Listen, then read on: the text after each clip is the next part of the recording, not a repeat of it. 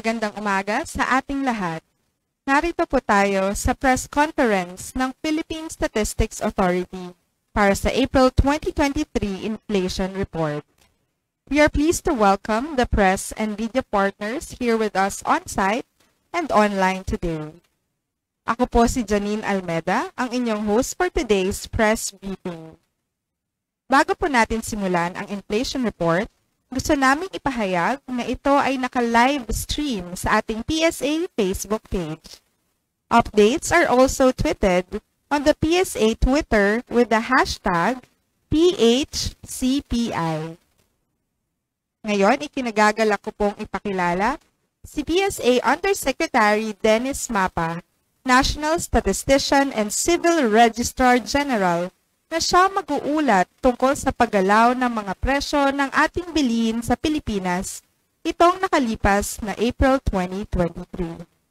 Ating pakinggan ang report ni Yusek Dennis Mapa. Magandang umaga sa inyong lahat. Ang Philippine Statistics Authority ay mag-uulat ng antas ng inflation sa bansa para sa buwan ng Abril 2023. Ang headline inflation, ang pagtaas ng presyo ng mga produkto at serbisyo sa bansa ay bumagal sa antas ng 6.6% nitong Abril 2023. Noong Marso 2023, ang inflation ay naitala sa antas ng 7.6% at 4.9% naman noong Abril 2022. Ang average inflation mula sa Enero hanggang Abril 2023 ay nasa antas na 7.9%. Ang pangunahing dahilan ng pagbagal ng antas ng inflation nitong Abril 2023 kaysa noong Marso 2023 ay ang mas mabagal na paggalaw ng presyo ng food and non-alcoholic beverages. Ito ay may 7.9% inflation rate at 52.3% share sa pagbaba ng pangkalatang inflation sa bansa. Ang nag-ambag ng malaki sa pagbaba ng inflation ng food and non-alcoholic beverages ay ang mas mabagal na pagtaas ng presyo ng mga sumusunod. Vegetables, tubers, cooking bananas at iba pa, partikular ang sibuyas na may 10.0% inflation mula sa 20.0% inflation noong Marso 2023.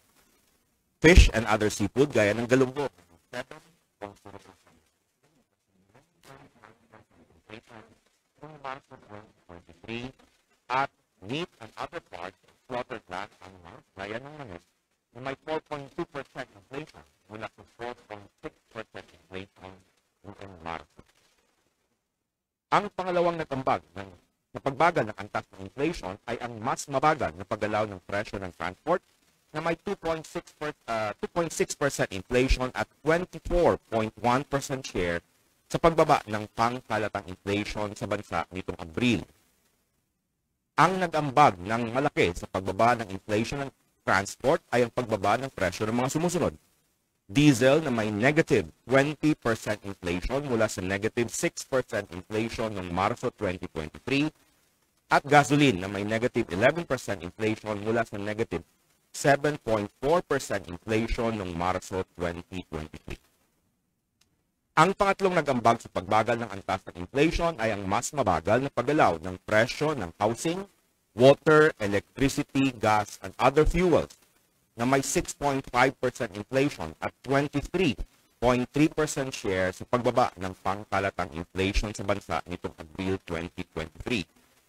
Ito ay dahil sa pagbagal ng pagtaas ng presyo ng kuryente na may 14.5% inflation mula sa 17.3% inflation noong Marso 2023.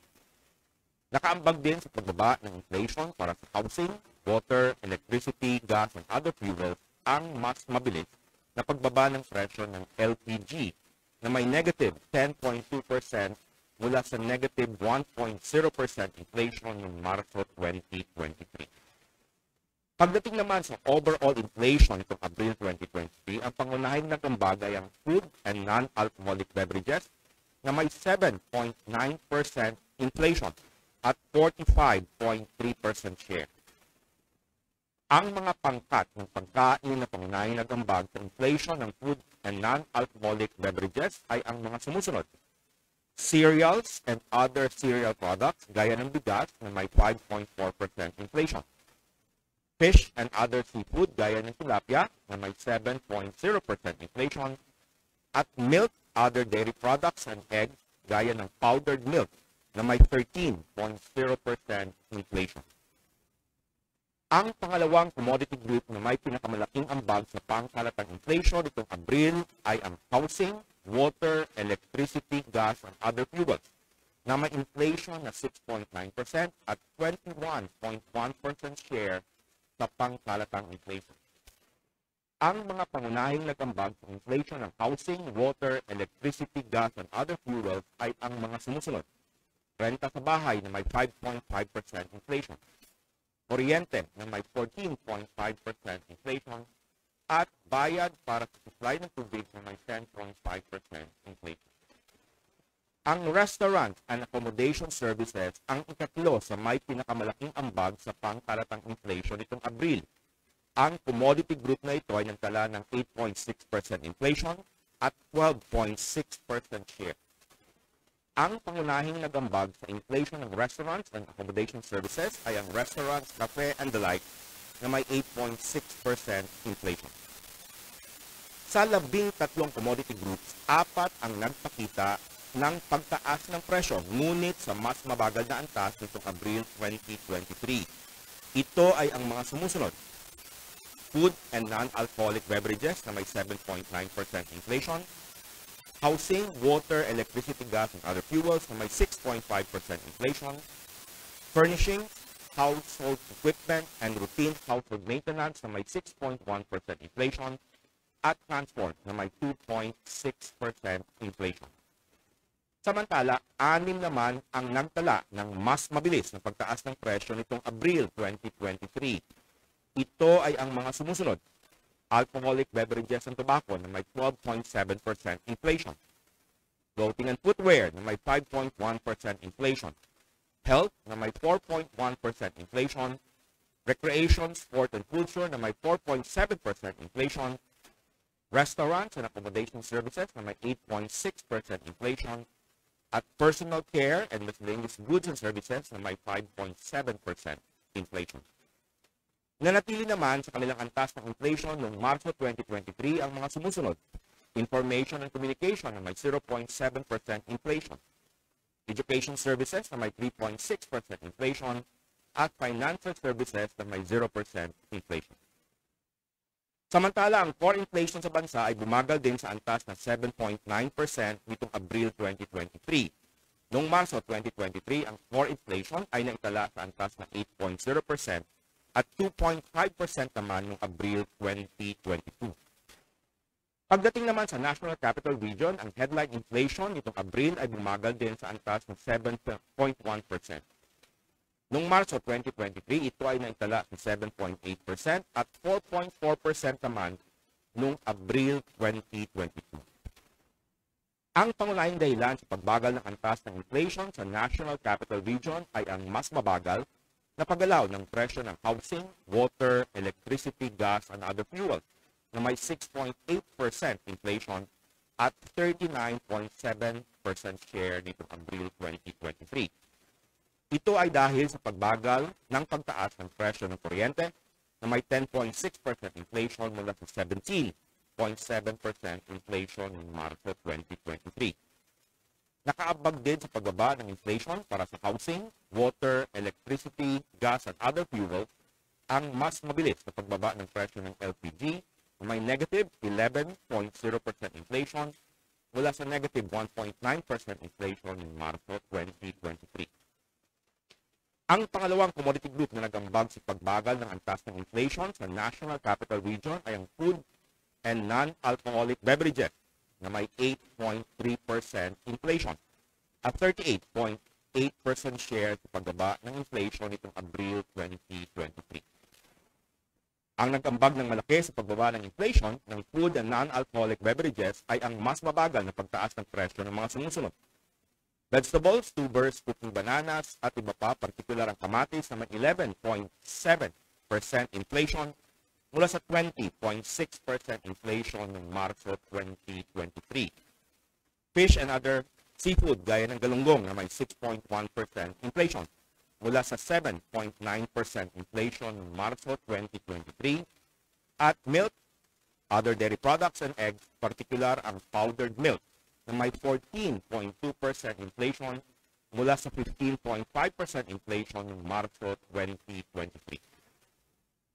Ang pangatlong commodity group na nag-ambag sa pagbagal ng antas ng inflation sa National Capital Region ay ang transport na may 4.3% inflation at 20.2% share sa pagbaba ng inflation nitong Abril 2023. Ito ay dahil sa pagbaba ng presyo ng mga sumusunod. Diesel na may negative 20.5% inflation mula sa negative 9.3% inflation noong Marso 2023 at pamasahe sa barko na may negative 1.3% inflation mula sa 81.1% inflation noong Marso 2023. Sa mga pangkat ng pagkain sa National Capital Region, nagpakita ng mas mabagal na pagtaas ng presyo nitong Abril 2023 ang mga sumusunod.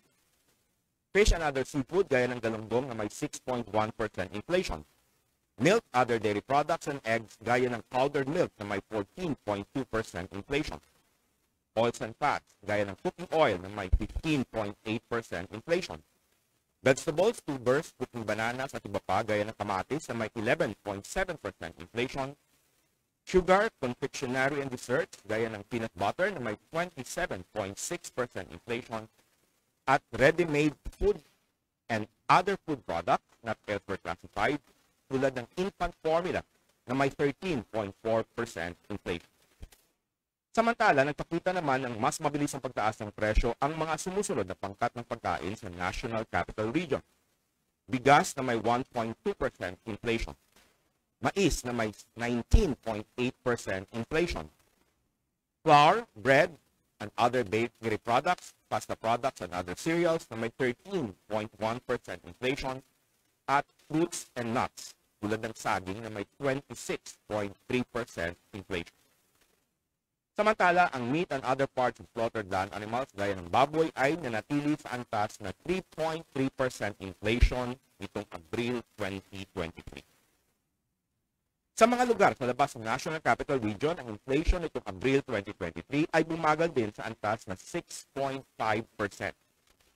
Noong Marso 2023, ito ay naitala sa 7.5% at 5.1% naman noong Abril 2022. Sa mga lugar sa labas ng National Capital Region, ang pangunahing dahilan sa pagbagal ng antas ng inflation ay ang mas mabagal na paggalaw ng presyo ng food and non-alcoholic beverages na may 7.9% inflation at 53.9% share nitong Abril 2023. Ang nag-ambag ng malaki sa pagbaba ng inflation ng food and non-alcoholic beverages ay ang mas mabagal na pagtaas ng presyo ng mga sumusunod. Vegetables, tubers, and cooking bananas, partikular ang sibuyas na may 9.7% inflation mula sa 19.9% inflation noong Marso 2023. Fish and other seafood gaya ng galunggong na may 7.1% inflation mula sa 10.2% inflation noong Marso 2023 at meat and other parts of slaughtered land animals gaya ng manok na may 4.3% inflation mula sa 4.8% inflation noong Marso 2023. Ang pangalawang commodity group na nag-ambag ng pagbagal sa antas na inflation sa mga lugar sa labas ng National Capital Region ay ang transport na may 2.3% inflation at 25.1% share sa pagbaba ng inflation nitong Abril 2023. Ito ay dahil sa mas mabilis na pagbaba ng presyo ng mga sumusunod. Diesel na may negative 19.9% inflation mula sa negative 4.9% inflation noong Marso 2023 at gasoline na may negative 11.2% inflation mula sa negative 7.1% inflation noong Marso 2023. Ang pangatlong nagambag sa pagbagal ng antas ng inflation sa mga lugar sa labas ng National Capital Region ay ang mas mabagal na pagtaas ng presyo ng housing, water, electricity, gas, and other fuels na may 6.3% inflation at 21.1% share sa pagbaba ng inflation nitong Abril 2023. Ito ay dahil sa mas mabilis na pagbaba ng presyo ng LPG na may negative 9.9% inflation mula sa negative 0.7% inflation noong Marso 2023. Nakaambag din sa pagbaba ng inflation para sa housing, water, electricity, gas, and other fuels ang mas mabagal na pagtaas ng presyo ng kuryente na may 15.7% inflation mula sa 17.2% inflation noong Marso 2023. Sa mga pangkat ng pagkain sa labas ng National Capital Region, nagpakita ng mas mabagal na pagtaas ng presyo ang mga sumusunod. Mais na may 8.2% inflation. Flour, bread, and other bakery products, pasta products, and other cereals na may 11.3% inflation. Meat and other parts of slaughtered dead animals gaya ng manok na may 4.3% inflation. Fish and other seafood gaya ng galunggong na may 7.1% inflation. Milk, other dairy products, and eggs gaya ng itlog na may 12.8% inflation. Oils and fats tulad ng cooking oil na may 10.9% inflation. Vegetables, tubers, cooking bananas, at iba pa, partikular ang sibuyas na may 9.7% inflation. Sugar, confectionery, and desserts, gaya ng brown sugar na may 34.9% inflation. At ready-made food and other food products not elsewhere classified, gaya ng infant formula na may 8.8% inflation. Nagpakita naman ng mas mabilis na pagtaas ng presyo ang bigas na may 3.2% inflation at fruits and nuts gaya ng mangga na may 12.6% inflation sa mga lugar sa labas ng National Capital Region. Ang pinakamataas na inflation sa mga riyon sa labas ng National Capital Region itong Abril 2023 ay nasa Region 6 o Western Visayas na nagtala ng 8.2% mula sa 9.1% inflation noong Marso 2023.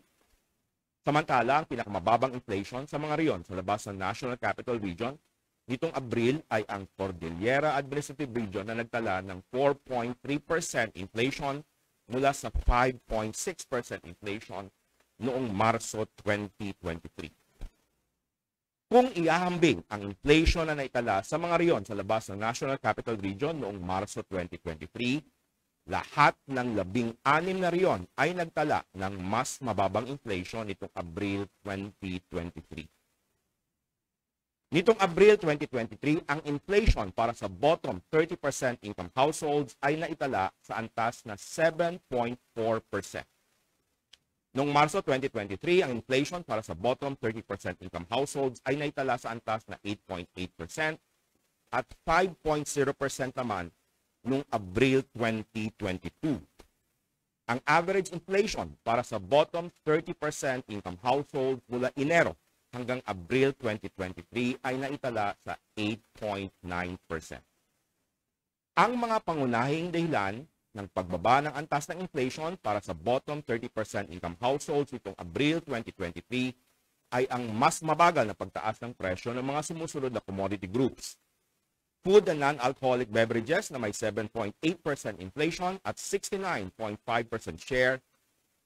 Housing, water, electricity, gas, and other fuels na may 7.7% inflation at 20.8% share. At transport na may 4.0% inflation at 9.6% share. Ang monthly data ng inflation para sa all-income households at bottom 30% income households ay inyong makikita sa website ng Philippine Statistics Authority. Maaari itong ma-access sa mga links na naka-flash sa screen o sa pamamagitan ng pag-scan ng QR codes na nasa screen. Dito nagtatapos ang ating paglalahad ng antas ng inflation o pagtaas ng mga presyo ng mga bilihin at serbisyo sa bansa para sa buwan ng Abril 2023. Ang Philippine Statistics Authority ay lubos na nagagalak sa inyong paglahok na press conference tungkol sa inflation sa bansa. Salamat at magandang umaga sa atin. Maraming salamat, Music Mapa, para sa ulat ng April 2023 inflation. Ngayon, bago po natin simulan ang question and answer segment, nais namin ipahayag ang press kits para sa ating online participants ay aming pong ipapadala via email. Ipapamigay naman po dito ang press kits para sa mga on-site participants. Para sa mga nais magtanong, please raise your hand to be recognized. And for those online, Pakigamit po ang raise hand feature or center questions via chat box. Kapag kayo po ay naitawag, upang magtanong, please state your name and organization. Ngayon, handa na po tayo para sa ating question and answer segment. So, let me start with questions online. We have from Ms. Eileen Mencias of Abante. Ano po ang naging inflation rate ng bigas lamang? At paano po gumagalaw ang inflation rate ng bigas sa nakaraan kapag may El Nino? Paano po ito maire-relate sa nauna ng ulat ng PSA tungkol sa mas mababang inventaryo ng bigas? Okay, thank you very much, Eileen. Ang rice inflation, of course, alam natin na yung rice, bigas, ito yung isa sa pinakamataas na weight dito sa ating inflation basket. Tumaas ito, mga 3 months na, Feb, March, and April, may pataas siya, although the incremental increase ay hindi naman ganun kalaki. Nung Abril, ito ay nasa 2.9%. Nung compared sa March, na nasa 2.6%. At February, 2.2%. So, between March and April, mayroon siyang incremental increase na about 0.3 percentage point. Dito naman sa areas in the National Capital Region, ang inflation for rice ay nasa 1.2% noong Abril versus 1.0% noong March at 0.5% noong February. Medyo mataas yung rice inflation sa areas outside the National Capital Region. 3.2% siya noong Abril, 2.8% noong March at 2.1% noong February.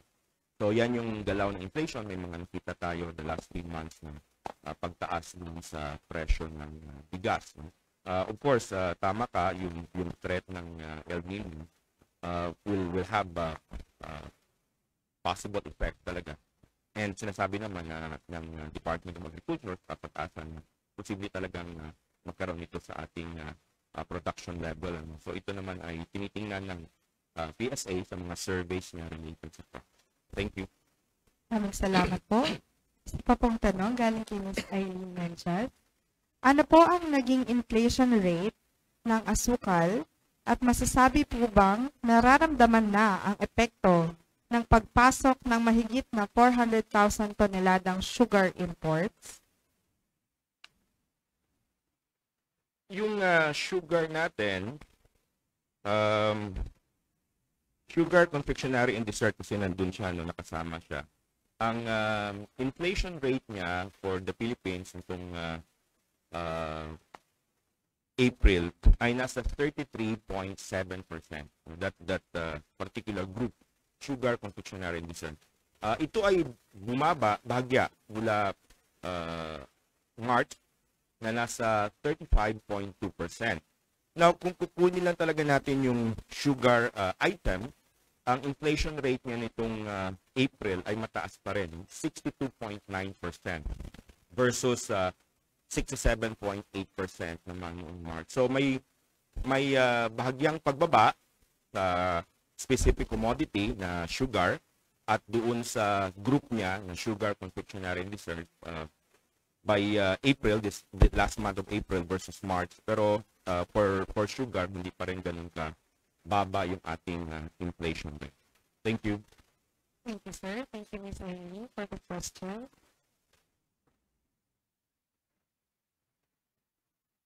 Yes, Sir Jackie from ABS-CBN. Hi, good morning, sir. Sir, since the start of the year, nakita natin ang downward trend ng inflation. Saan po na-attribute yung unti-unting slowdown ng inflation in general? Well, basically, yung ating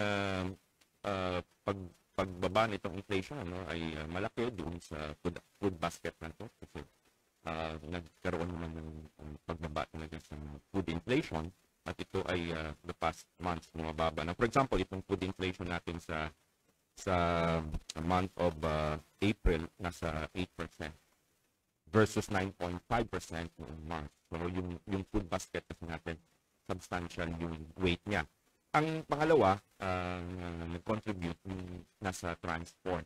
Kasi nakita naman natin na bumaba na yung presyo ng fuels, diesel, gasoline, and may impact din siya dun sa mga commodities na nasa housing, water, electricity, gas, and other fuels, food, and inflation. So ito yung dalawang major contributors sa ating pagbaba sa inflation.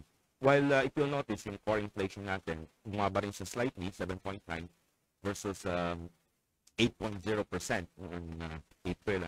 Pero yung tinatawag natin mga non-core inflation, ito yung mga hiniwalay natin. Kasama na ito yung transport and then some of this high volatility mga items. Bumaba siya to 3.5% versus 6.6% last month. So ang malaking pagbaba sa inflation ay yung nandun sa non-core inflation. Thank you. Sir, just follow up. So basically, sir, I'm just asking kung what caused the slowdown, for example, the food prices, of course. Well, basically, kung titingnan natin, if you look at the time series, nagsimulang tumaas ang mga presyo ng gasoline itong March, April, tumaas na. So ngayon, nagsimula ng bumaba. So in a way, may comparison ka dito kasi year-on-year tayo.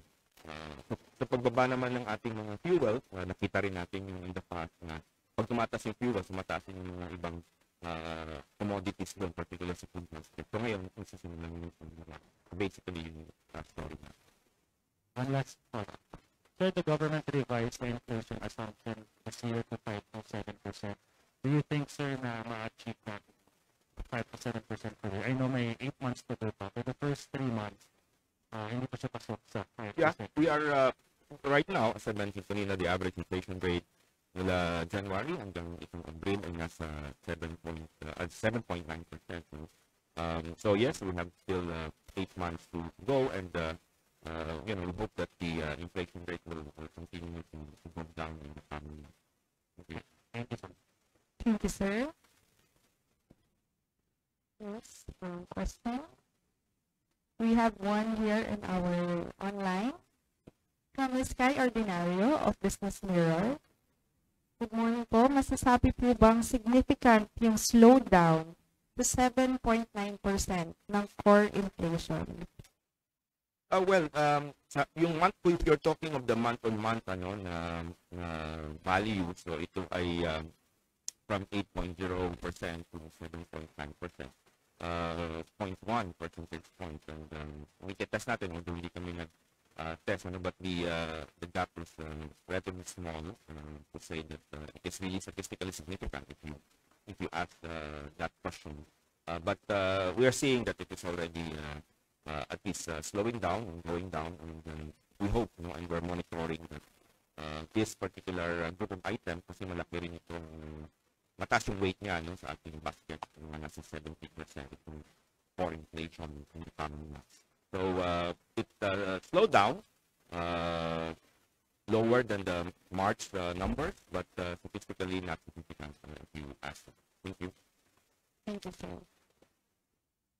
We have another question online from Sir Ted Cordero of GMA News Online. May indication po ba na magtutuloy-tuloy ang pagbaba ng inflation for the rest of the year? Right now, of course, may mga threats tayo, Ted. Sa ngayon, bumababa yung presyo dito sa food, as I mentioned. But may nakita tayong pagtaas naman dito sa bigas, although very slow. But rice has the highest, as I mentioned, weight.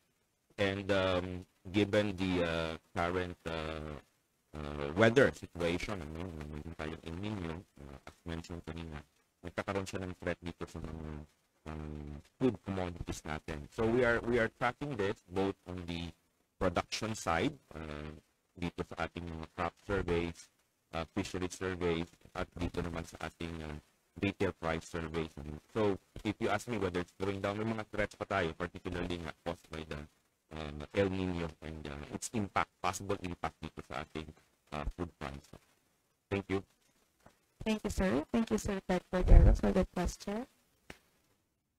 Any other question? Yes, Ma'am EJ from PNN. Could you give us the data po of the total expenditure for food on average, or what percentage of the total food that is spent on food? Sa ating basket, ito'y nanggaling sa Family Income and Expenditure Survey.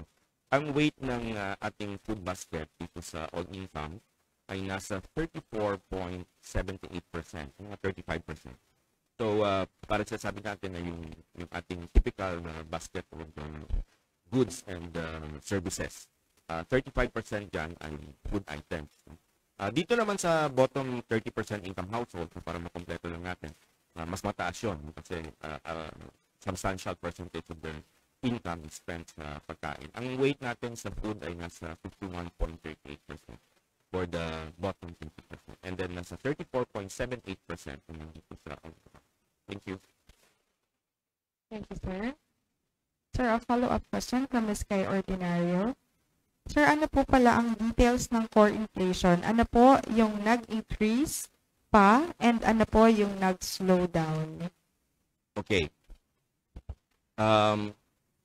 Yung ano lang yung okay, group of items So ang mga nag-increase, cereals as I mentioned, kasama yung bigas kanina, tumaas siya. Ang bumaba ay meat, fish, vegetables, fruits, electricity, LPG, diesel, So ito yung mga in-exclude natin itong mga in-exclude natin dun sa commodity group. So ito yung mga bumaba. Ang tumaas ay cereals saka fruits. Those that were excluded. Kaya bumaba yung ating inflation rate kasi yung excluded na group natin or commodity groups, mas marami siya sa kanya ay bumaba. Now, kung doon mismo sa core inflation, if that is your question, we will have to get the specific items, Kai, maybe later the technical staff can send you these items. Thank you. Thank you, sir. Yes, Ms. Bernadette Reyes. Sir, good morning. Good morning. Sir, since na-mention niyo nga po yung rice, ano po yung time series nun and when po nagsimulang nagkaroon ng increase? Ang rise natin na inflation last year and the previous years, talagang ano lang yan, nasa parang hovering sa 0%, plus or minus 1 percentage point. Itong February nag-start siya tumaas. Kanina sabi ko, sa Metro Manila, very slow, pero yung areas outside Manila, yung mga regions natin, medyo mas mabilis ng konti. Hindi naman talagang mataas, pero mas mabilis ng konti. So as I mentioned kanina, nasa 3.8% na for areas outside NCR kanina yung ating rise inflation. Let me just get the detail. For outside NCR, I'm sorry, 3.2% na noong April versus 2.8% noong March and 2.4% noong February. For NCR, 1.2% siya noong April, 1.0% noong March, 0.5 naman noong Feb. So very slow ang kanyang movement sa NCR. Napakita lang ng medyo faster, relatively faster uptick dito sa areas outside NCR. But the average is still below 3%. It's 2.9 the whole country in April versus 2.6 ng March, 2.2. But we are seeing may parang pakonti-konti na increase dun sa retail prices, and of course we will be monitoring this in the coming months, itong susunod na quarter. Thank you. Sir, if you're able lang naman po to backtrack, meron po kaya yung comparison sa El Nino year, which is 2018-2019? Yung rise natin noong 2018 talagang mataas yun. In fact, yun ang major contributor natin dun sa inflation rate. After that, of course, we have the rice tarification. May mga months nga na negative na siya. If you compare it with the 2018, talagang substantial yung increase ating rice inflation noong 2018. In fact, I'm looking at the data. September 2018 nasa 12%, and then October 2018 nasa 12.6%. So right now, it is still low relative to the year 2018, if that is the base. But of course, as I mentioned, we are seeing continuous movement, no, dito sa retail price, although maliit yung incremental increases. Thank you. For 2019, meron rin Negative siya kasi doon na tayo nag-start sa importation, sa rice tarification law. So, most of the months ng 2019, it's negative. In fact, the average rice inflation in 2019, 2020, and 2021 are all negative. Thank you. Thank you, sir. Thank you, sir. Thank you, ma'am, for the question. We have a question online from Ms. Eileen Menches. Sir, what is the average core inflation rate for this year and what was the average last year? For inflation. Also, a question also from Ms. Eileen is, would it be fair to compare prices of rice before and after rice tarification law? Right now, Eileen, yung second question mo, yung ating prices, we will have to get the average and the different commodities, ano, because we're tracking mga 3 or 4 specific commodities dito sa rice. No, I unfortunately I don't have the data now. But for your question on the core inflation, as I mentioned, the core inflation for April is 7.9%. Yung average niya from January to April, 4 months, ay nasa 7.8%. Yun yung core inflation natin bali ngayon nitong April. Kung titingnan natin naman yung last year, mababa yung ating core inflation last year. 1.8% noong January, 1.9% noong February, 2.2% noong March, and 2.5% noong April. So siguro mga nasa 2.1% itong average niya versus the 7.8% average in 2023. At least we are comparing the 4 months of 2022 versus 2023. So it's about 2.1% for the first 4 months in 2022 versus about 7.8% this 2023. Thank you. Thank you, sir. Thank you, Ms. Eileen. Next is a question from Sir Andrea Calonzo of Bloomberg. Hello, sir. Yeah, good Sir, morning. regarding our month-on-month inflation, so I think Yeah. it fell 0.2% for both March and April. So, sir, would you consider this as significant or would you characterize our inflation as sticky? Dalawa yung ating series para ano natin, mas ma-appreciate natin. If we go month on month, yung unadjusted for seasonality, kasi inflation natin may seasonality yan. Tama ka, anong March versus Feb ay bumaba na siya to minus 0.2%. At itong April, mas bumaba pa siya ng -2, minus 0.2 ulit. That's the month-on-month using the unseasonal or not seasonalized series. However, kung deseasonalized naman, taking out the seasonality, 0, parang flat. 0 itong April, 0 din ng March. So it's quite flat, ano?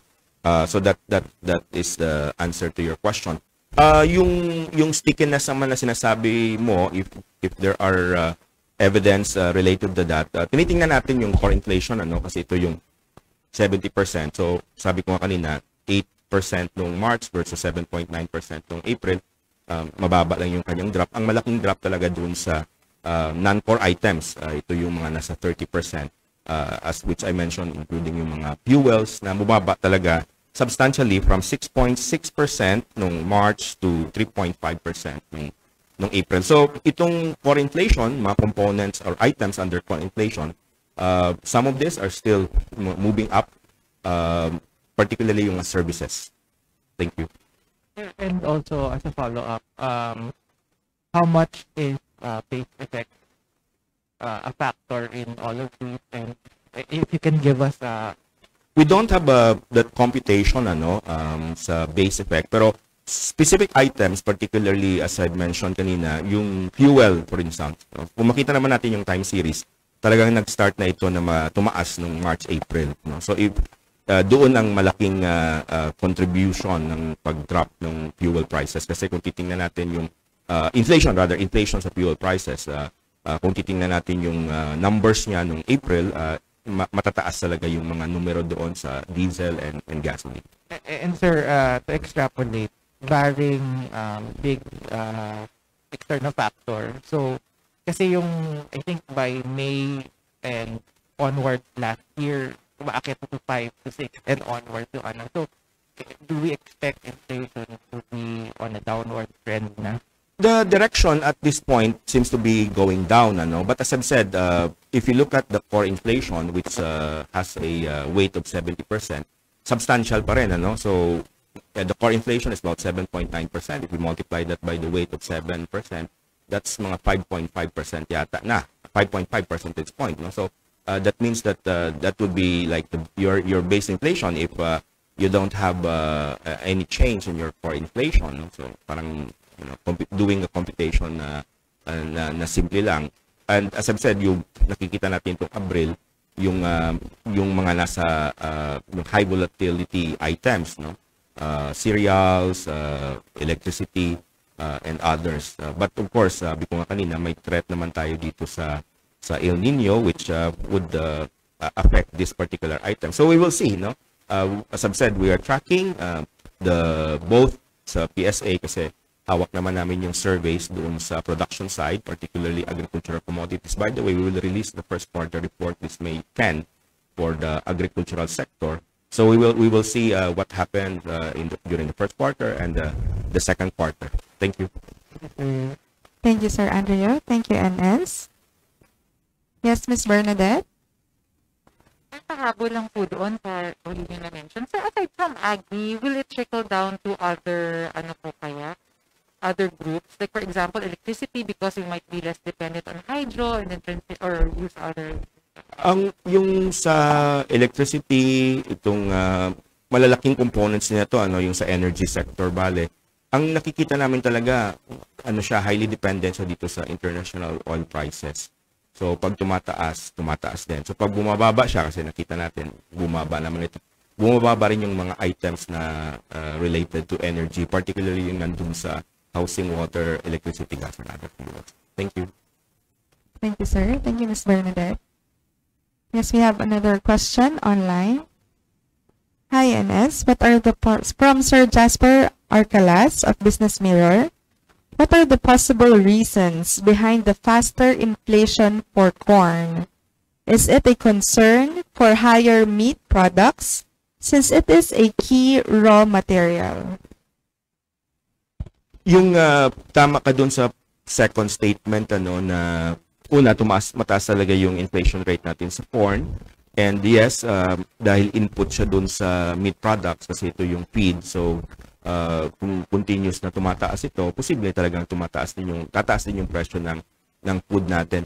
Yung reason behind naman, I have to check kasi hindi ko pa nakita yung production ng first quarter. But we will report it by next week kung bumaba ba o tumaas ang ating overall corn production for the first quarter. So doon naman yun, syempre doon naman sa supply side naman, which is on the production side. Thank you.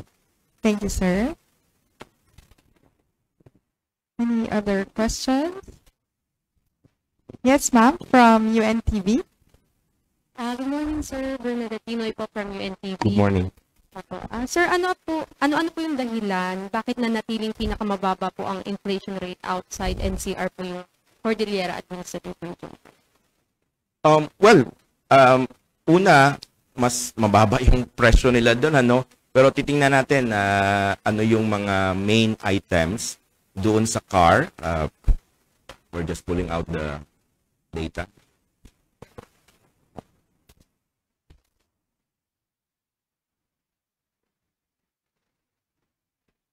Isa sa mga naman ito, generally yung trend naman is that whatever the general yung parang contributor sa increases or decreases sa inflation rate in overall, yun naman ang lumalabas sa mga regions, pero may mga specific items lang. So ang isa sa item na malaki yung nag-contribute doon sa Cordillera Administrative Region in terms of lower inflation rate ay yung housing, water, electricity, gas, and other fuels. So, sila yung the lowest among the different regions. Kung pangalawa, information communication, but this is just having a small weight. Yung food and non-alcoholic beverages, number 3 sila, third lowest across all regions. No? So food and non-alcoholic beverages. I don't have the details, but we saw kanina yung pagbaba sa mga vegetables, meat, fish. So these are the items under this commodity group. So the two major items na kung saan mababa ang inflation rate ng Cordillera Administrative Region ay housing, water, electricity, gas, and other fuels. They are the lowest. And then the food and non-alcoholic beverages, they had the third lowest inflation. Thank you. Follow up lang po, posible po bang magkaroon ng pagtaas naman sa susunod na buwan dahil marami pong pupunta sa car during summer season? Ang isa sa mga epekto nun kaagad ay yung kung sa food naman, yung food consumed outside the household, nakita natin yung sa restaurants and accommodation services. So we will track that. But in general, ito yung tumataas yung commodity group na to, yung restaurants, cafe, the like, including accommodation services. So we will check if we are seeing uptick dito sa Cordillera Administrative Region. Thank you. Thank you. Thank you, Ms. Bernadette, for the questions. Okay, any other questions? How about online? Okay, if there are no more questions, we would end our question and answer segment. Okay, thank you very much. We would like to thank our press and media partners for joining us in the April 2023 Inflation Press Conference. Sana'y patuloy ninyo po kaming suportahan. You may visit our webpage at www.psa.gov.ph for more updates. Once again, I am Janine Almeda ng Philippine Statistics Authority. Maraming salamat at magandang umaga po sa ating lahat.